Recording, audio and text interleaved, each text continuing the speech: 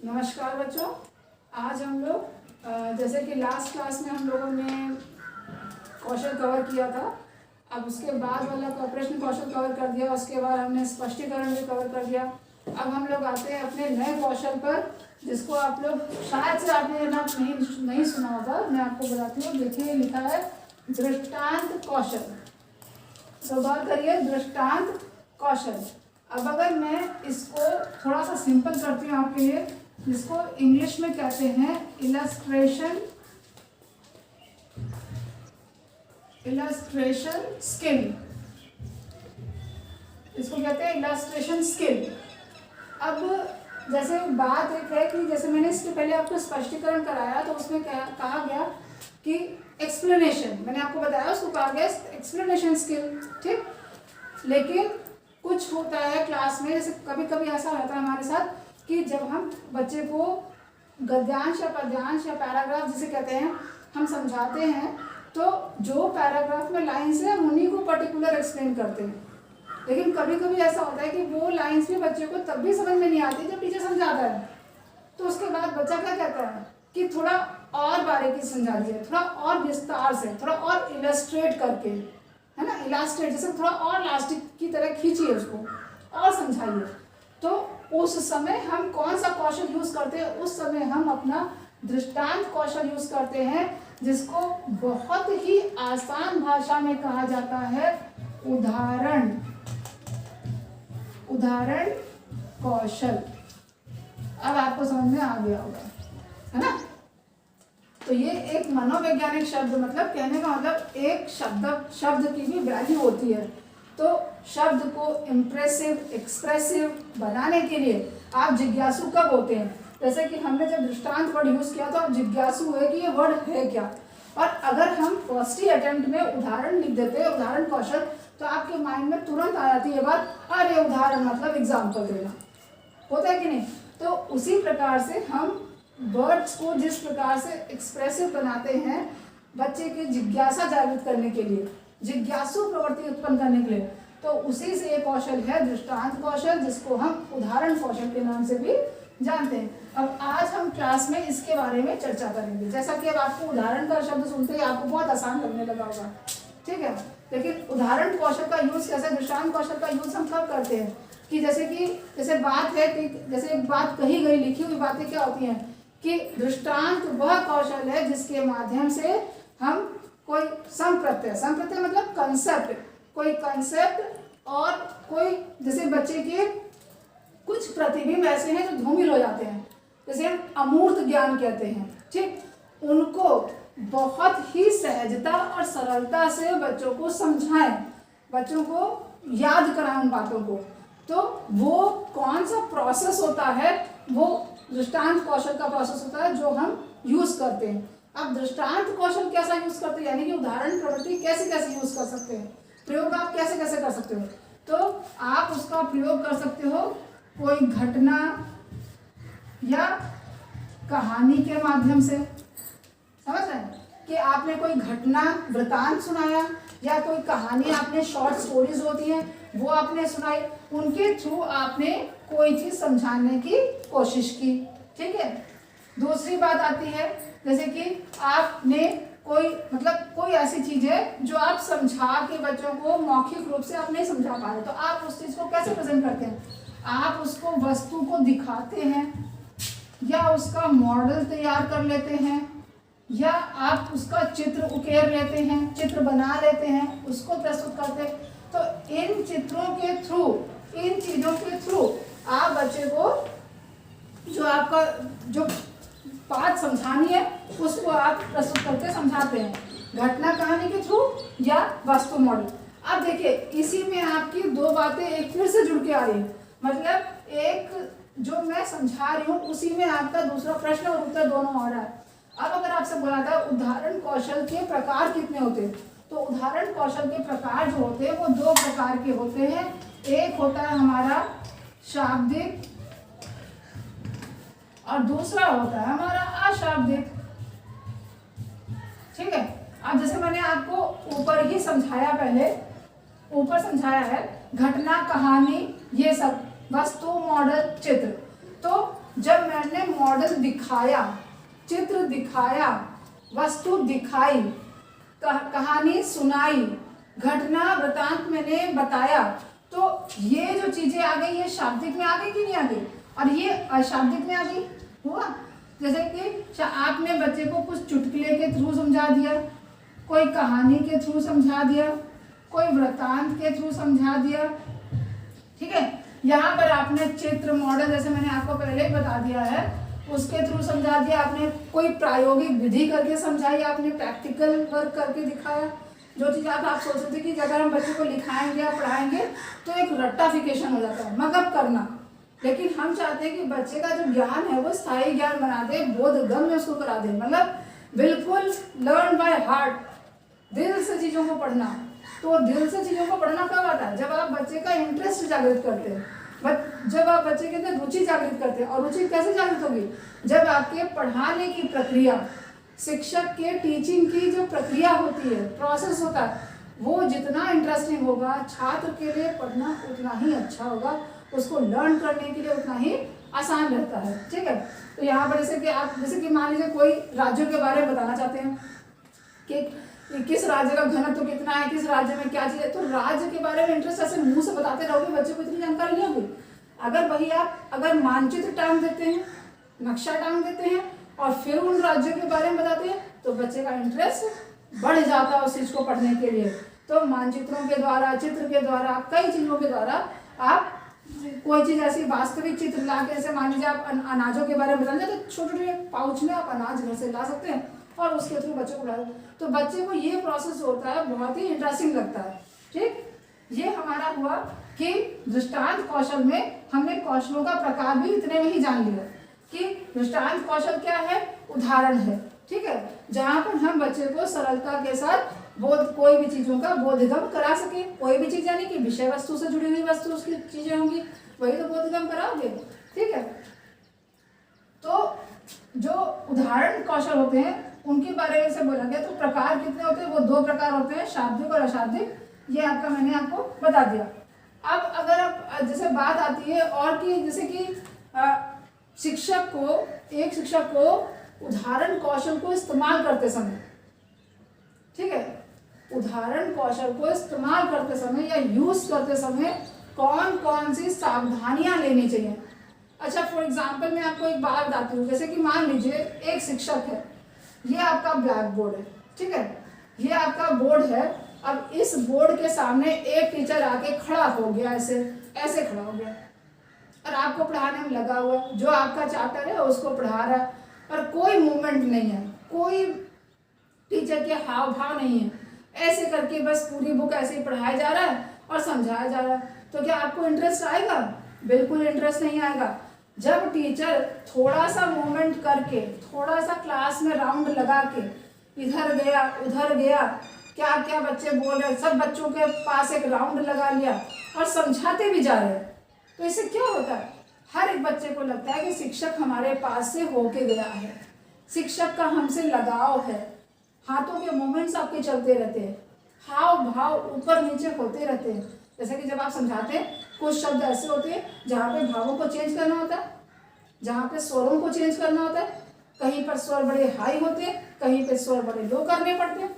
तो इस पिच का ध्यान रखना, जैसे कि पिच के अकॉर्डिंग तो बॉलिंग होती है कि कैसी पिच है उसका बॉलिंग का असर पड़ता है, तो वैसा ही है सेम, स्वरों का असर बहुत पड़ता है आपके शिक्षण क्रिया पर, कि आप आवश्यकता के अनुसार स्वरों को करिए। रूम के अकॉर्डिंग, आपका रूम कितना छोटा है उसके अकॉर्डिंग आप अपने स्वर को हाई एंड लो करेंगे।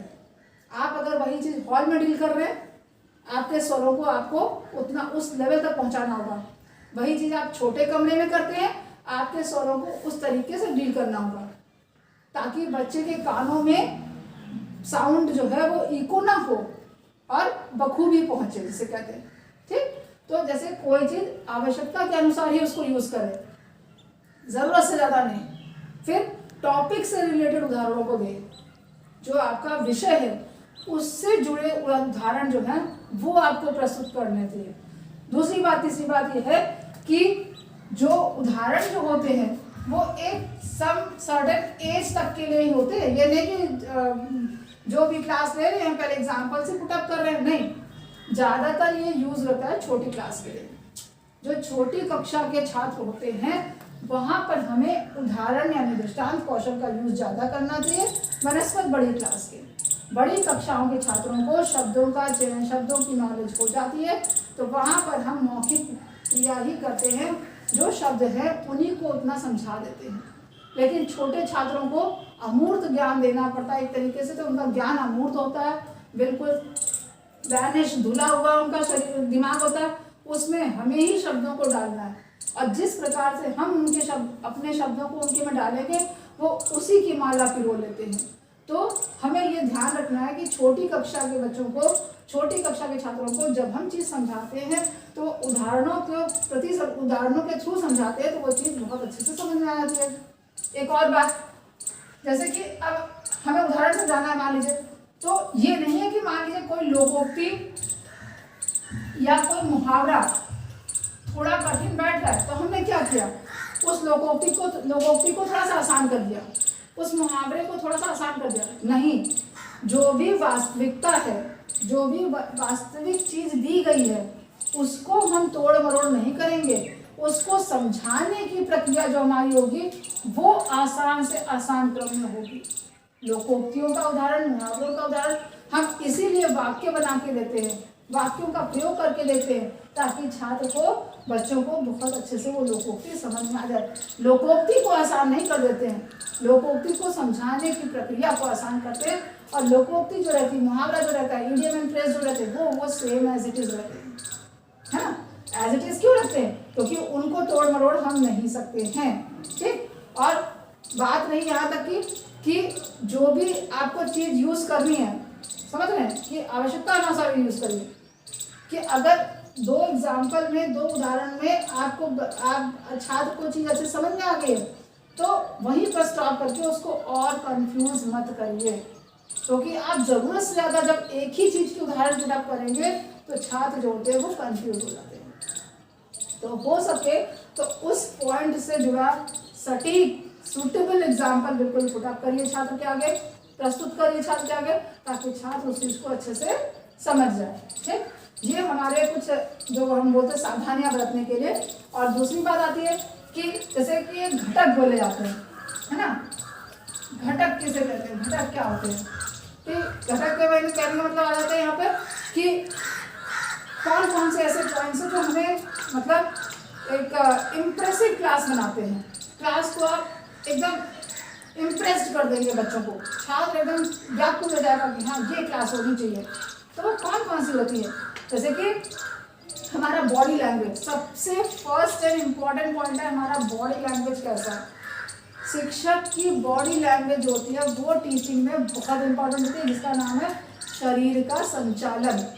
शरीर के संचालन की प्रक्रिया किस प्रकार की है, ऐसा तो नहीं कि चेयर लेके बैठ गए किनारे और जमाई ले रहे हैं और क्लास किसी बच्चे को बोले तुम खड़े हो, तुम पढ़ो, वो बच्चा पढ़ रहा है और हम समझाते जा रहे हैं। नहीं, ये बहुत ही बोरिंग एक्टिविटी है। शरीर का संचालन कि आप ब्लैक बोर्ड के पास खड़े होकर अगर पढ़ा रहे हैं तो वहाँ पर हिलते डुलते हुए एक्टिविटी करते हुए समझाइए। हाथों की क्रियाएं चलती रहनी चाहिए। कोई भी चीज़ आप वस्तु समझाने की कोशिश करते हैं तो अगर पॉसिबिलिटीज है तो आप ब्लैक बोर्ड पे वो डायग्राम ड्रॉ कर दीजिए। ड्राइंग कैसे भी है बट एक आउट फिगर तो आप ड्रॉ ही कर सकते हो उस चीज़ का, पर्टिकुलर चीज़ का।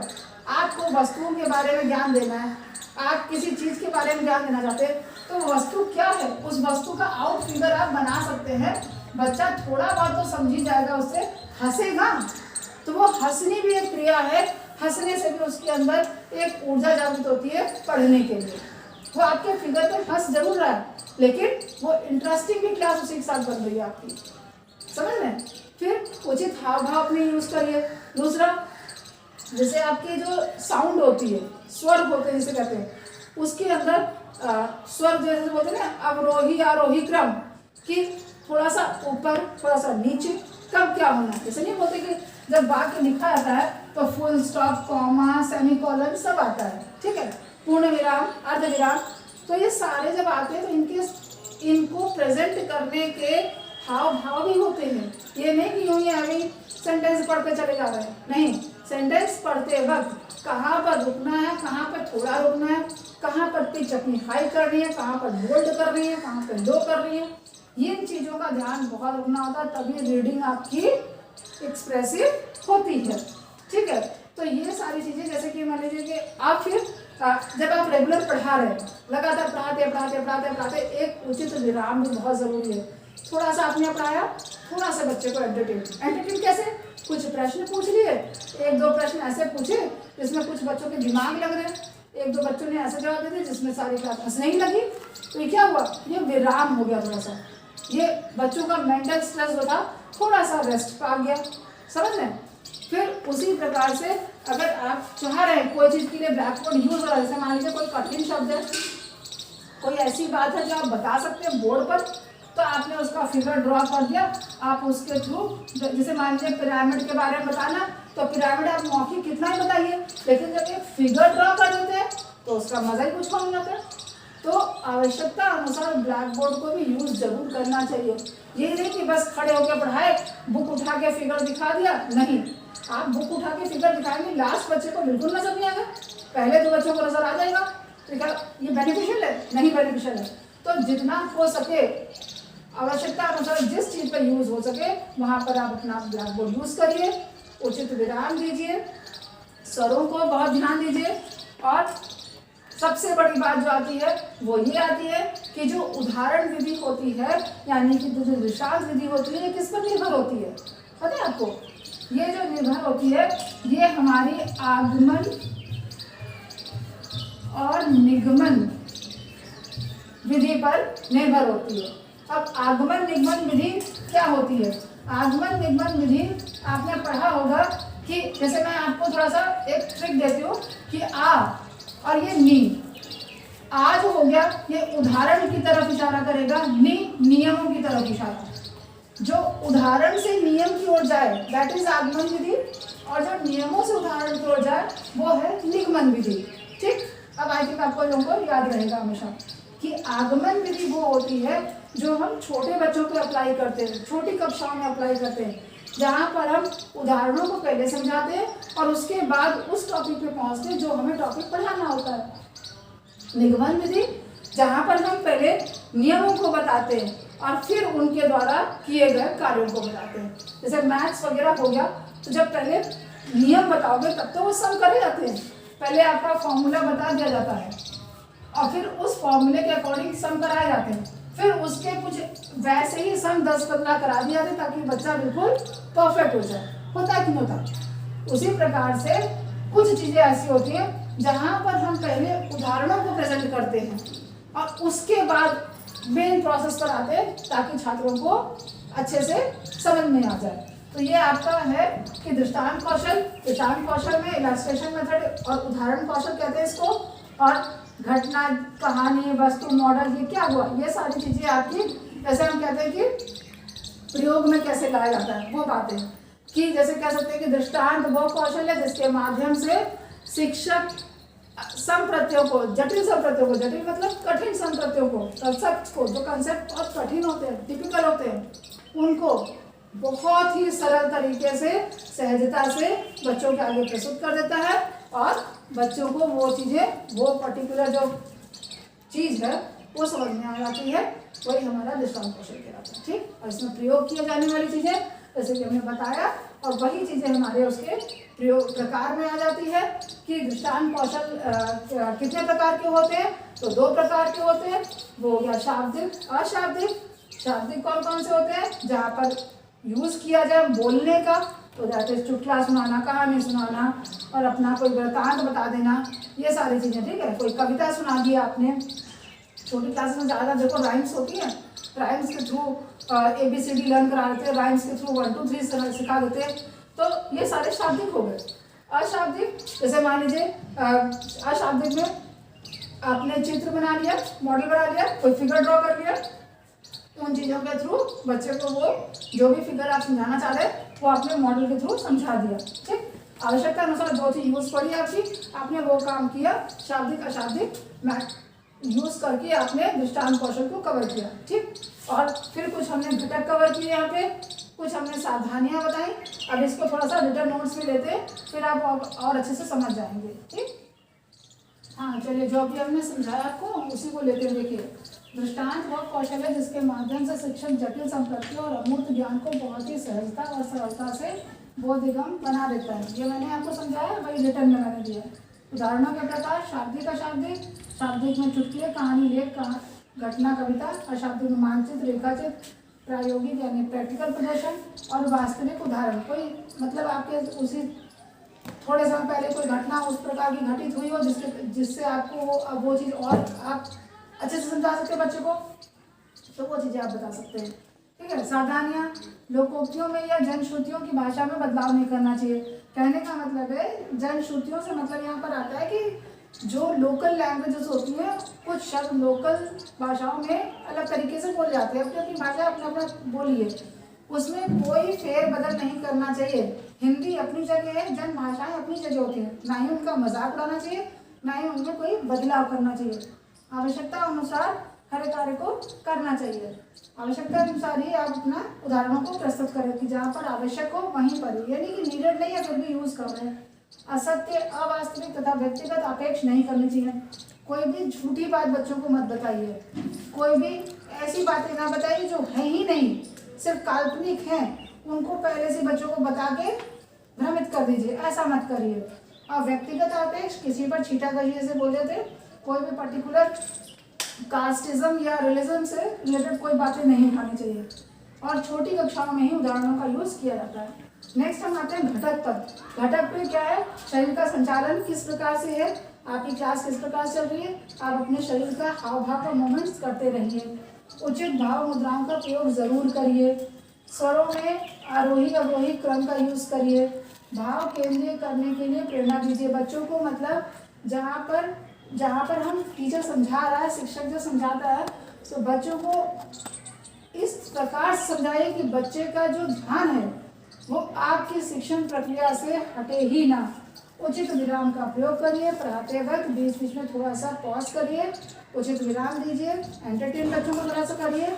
इस तरीके से वो आपका अपना मैटर है कि आप किस तरीके से क्लास अपनी डील करते हैं। उसके बाद आवश्यकता अनुसार जब आपको लगे आप कोई चीज़ आप मौखिक उतना बड़ी बात नहीं समझा पा रहे हैं या बच्चे के समय से दूर जा रहे हैं, तो आप उस समय अपना ब्लैक बोर्ड यूज़ करके, बोर्ड को यूज़ करके वहाँ पर आप बच्चे को समझा सकते हैं। अब मैं वो उम्मीद करती हूँ कि आपको दृश्यात्मक कौशल बहुत ही आसान लग रहा होगा, समझ में आ गया होगा। और इससे जुड़े अगर कोई डाउट्स है आपके अंदर, आपके पास, तो प्लीज़ कमेंट बॉक्स में डाल दीजिएगा, हम उसको नेक्स्ट क्लास में क्लियर कर देंगे। ओके।